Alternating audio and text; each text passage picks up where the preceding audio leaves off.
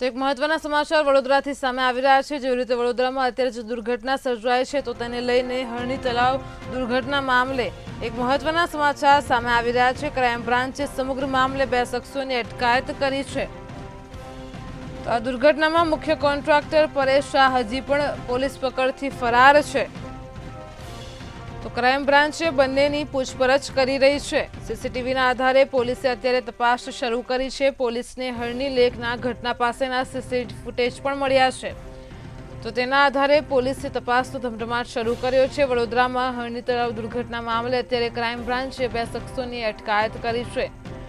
તેમની ધરપકડ કરી છે અને પૂછપરછ શરૂ કરી છે। સાથે જ પોલીસે સીસીટીવીના આધારે અત્યારે તપાસનો ધમધમાટ શરૂ કર્યો છે।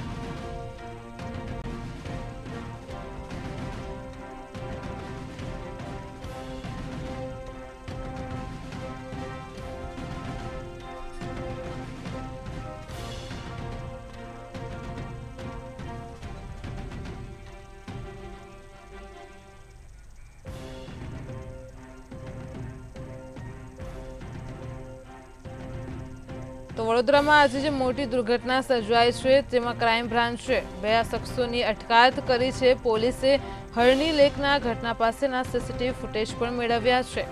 તો વડોદરામાં જે હરણી તળાવ દુર્ઘટના મામલો સામે આવ્યો છે તેને લઈને મોટી અપડેટ સામે આવી રહી છે। તો ક્રાઇમ બ્રાન્ચે સમગ્ર મામલે 2 શખ્સોની અટકાયત કરી છે, તેમની પૂછપરછ હાથ ધરી છે।